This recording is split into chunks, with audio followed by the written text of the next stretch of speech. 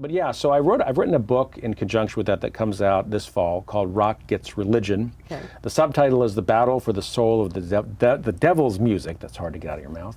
And Alice Cooper wrote the foreword to me, so I'm really grateful to him. Gosh. I got the cover Love back it. from the publisher, and I thought, it has to be Alice Cooper. It was just such an Alice Cooper looking book, so he wrote it. But it's really about the interesting story of what's happened in popular music, where there used to be a religious rock industry, and it pretty much has closed down except for very obvious church music, and all those artists have flown over into the mainstream. And so today, when you're at the gym or at Starbucks, you don't even realize that these songs, many of them, are by very, very devout artists in the hip-hop genre, with Chance the Rapper and Lecrae. Wait, there's hip hop artists that are Christians? That's part of the story, is people don't even realize what's been going on. No. Last year at the Grammys, you had How Great Is Our God being sung by one of these hip-hop artists, and people were like, what happened here? Well, that's what's happened. It's a very quiet revolution that's happened with a lot of very devout artists, and some not so devout. You know, Katy Perry's a minister's daughter, and you know, she's kind of pushes the envelope, and her parents are not always crazy about what she does. I have a chapter on her in the book. Oh, you do? Called The Minister's Daughter. Oh, is it about the minister wanting to drag her back and do an exorcism of the well, demons? Let's just say her mom had written a book proposal to tell a lot of stories. I don't know if the book has happened yet, but we cover that in the book. So Justin Bieber is actually a great example. You know, he's a very devout Christian mother who raised him. And in the old days, he would have been sent to Nashville and become a Christian recording artist. Yeah. And he's, you know, he has his troubles along the way, but he's in his own way very devout and he has mentored by some ministers from New York City. So it's an interesting mix of things that are happening. What's your favorite type of music? I love every kind of music. I truly do. I grew up listening to a lot of gospel, like Andre Crouch, for instance. Oh, yeah. I love Bob Dylan. Of course, I worked with a lot of rock artists over the years. So obviously, I've worked with Scott Stapp from Creed. Oh, wow. He was on the solo. I produced Dave Mustaine of Megadeth's Star Spangled Banner. Wow. Which is a lot of fun. So I've had a chance to work with a lot of hard rock artists as well. Okay, I'm going to put you on the spot now. The West Coast Weekly spot. Uh-oh. Who's the best rock band of all time? The best rock band of all time, that's a hard one. My favorite band of all time would be Kansas. Awesome. Now, some people wouldn't necessarily consider that like real rock. Yeah. Because they think more like, you know, Led Zeppelin or Pink Floyd is more rock. Yeah. I would have to say the most skilled band is probably a band you haven't heard of called King's X. No. They're kind of the band's favorite band. So a lot of bands will talk about King's X. People don't know about King's X, but they started in around 1987, Yeah, no, and I they're hadn't just heard of they're them. just kind of that band that bands will look to and imitate, but they're not really very well known. But of course, you know, obviously there's the Beatles and the Stones and all that. But in terms of just kind of raw skill and ability, those three guys from Springfield, Missouri. Ah, are you familiar with local New Orleans music, my hometown? I have been to New Orleans, Yeah. but I don't know enough about it. Yeah, the Nevilles. All right. Of course. So I do know a little bit about your hometown. Awesome. All right. Well, thank you so much for being here. Appreciate it, Mark Joseph. Tell people again where they can see the movie on Japan, as well as No Safe Spaces coming out, and find your book. Sure. My website is markjoseph.com. They're all at Amazon, the books and the DVDs. And No Safe Spaces will be out probably mid-2018 in theaters. Okay. We make documentaries for theaters, so we want to be part of the theatrical experience. So we'll be Awesome. out there next fall. Well, thanks again for being here. Thank you. Here with Mark Joseph, film and music producer and author of Rock Gets Religion.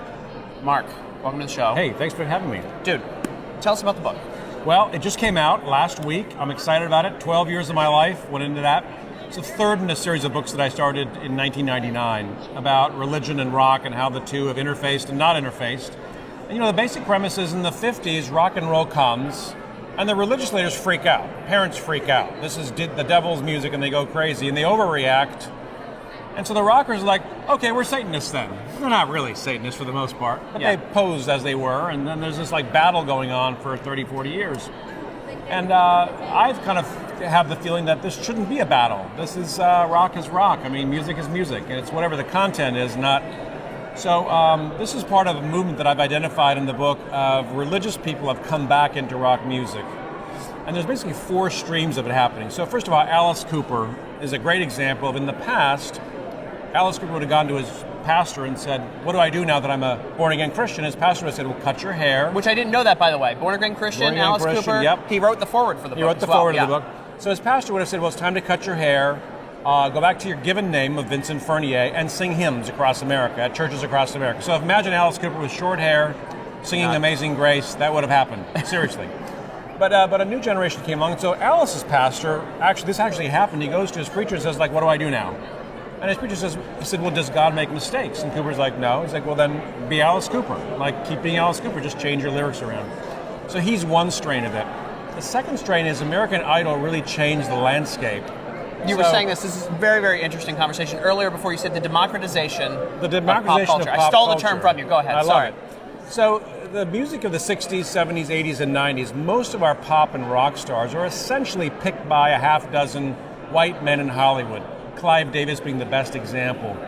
And if you didn't get past those gatekeepers, you didn't become a pop or a rock star. By the way, Pat Boone was in the 50s. He became a rock star because he won the Arthur Godfrey Talent Show. He wouldn't have passed the Clive Davis test. Yeah. So essentially, the Clive Davis test would filter out very religious people. And I have an example in the book of a Christian pop star named Keith Green. Before he became a Christian pop star, he first auditioned for Clive Davis and didn't make it. So by default, he had to go join Christian pop. So there's literally a filtering process that went on. Well, American Idol upends the whole process because suddenly Clive Davis's opinion isn't important because our pop stars are being picked by Hank in Cleveland and Susie from Winnetka. And so all of a sudden, people that would never have been chosen in that process before are Carrie Underwood as an example. Well, early our on, pop Reuben Studdard, he was a gospel singer. That's correct. Yeah. And there's actually a seminal moment when a guy named Chris Allen, who is a church singer worship leader, faces off against Adam Lambert in the grand finale. And trust me, Chris Allen would not have been picked by any of the guys I was talking about earlier, but the American people chose Chris over Adam Lambert. And so that's what's happened. And the other two examples are Justin Bieber is an example of a born-again Christian kid who would have been sent to Nashville to record Christian pop, but his mom chose a different path and went mainstream with him. And then last but not least is the bands like Switchfoot who have crossed over from Christian pop and they're now mainstream artists. That's interesting. And that's all in this book? It's all in there. It's chock full of all. And by the way, there's good examples and not so great examples. You know, Katy Perry and some of these artists are not, their parents aren't, her minister parents aren't thrilled with what she's doing. Let's just put it that way. Yeah. Mark, we are running out of time here. Where can we go learn more about the book and learn more about the film? I will tell you if you tell me where I can get this jacket. This is from a Goodwill in Palm Beach, Florida. All right, it's a deal. The book is everywhere, Amazon, online, bookstores, the whole deal, and I look forward to hearing from your listeners about it, or your viewers, I should say. Viewers, they're That's watching. right. Yeah, right. They might be listening, it might be in the back. Okay. Thank you so much. Thank you.